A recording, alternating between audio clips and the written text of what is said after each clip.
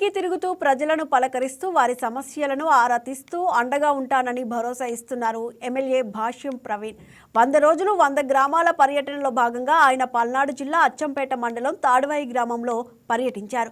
వివిధ వర్గాల నుంచి వచ్చిన అర్జీలను ఎమ్మెల్యే స్వీకరించారు. తాడువాయి గ్రామ ప్రజలు ముఖ్యంగా రెవెన్యూ, పెన్షన్లకు సంబంధించిన సమస్యలను తన దృష్టికి తెచ్చారని చెప్పారు.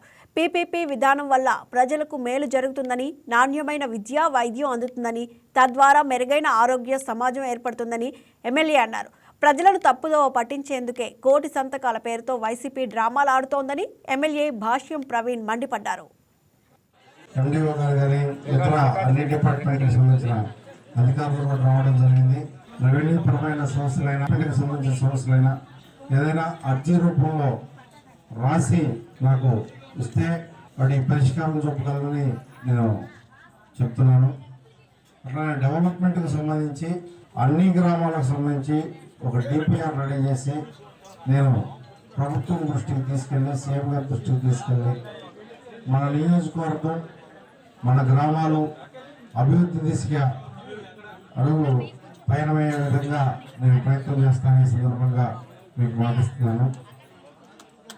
మీరు ఇప్పుడు అర్జీలు ఏమైనా ఉంటే తీసుకొస్తే నేను పరిష్కారం చూపగలను నేను తెలియజేస్తాను. ఈ 100 రోజులు 100 గ్రామాలు కార్యక్రమం ఉంచుకోవడం జరిగింది. మీకు ఏదైనా సమస్యలు వస్తే మండల ఆఫీస్కో లేకపోతే ఎమ్మెల్యే గారి ఆఫీస్కో వెళ్ళి ఇబ్బందులు పడే కంటే కూడా నేను స్వయంగా గ్రామాల్లోకి వచ్చి మీ సమస్యలను తెలుసుకుని పరిష్కారం చేయగలిగినవి వెంటనే పరిష్కారం చేసి, పరిష్కారం వెంటనే రాని కొంత టైం బాండ్ పెట్టుకుని ఆ టైం బాండ్ ప్రకారం చేయడం కోసం నేను ఈ కార్యక్రమం ఎంచుకోవడం జరిగింది. ఎండిఓ గారు కానీ ఇతర అన్ని డిపార్ట్మెంట్కి సంబంధించిన అధికారులు కూడా రావడం జరిగింది.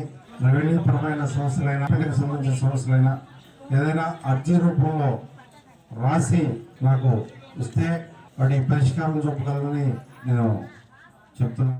హాయ్ వ్యూయర్స్, ఈ వీడియో మీకు నచ్చినట్లయితే లైక్ కొట్టి షేర్ చేసి వైకే టీవీని సబ్స్క్రైబ్ చేసుకోండి.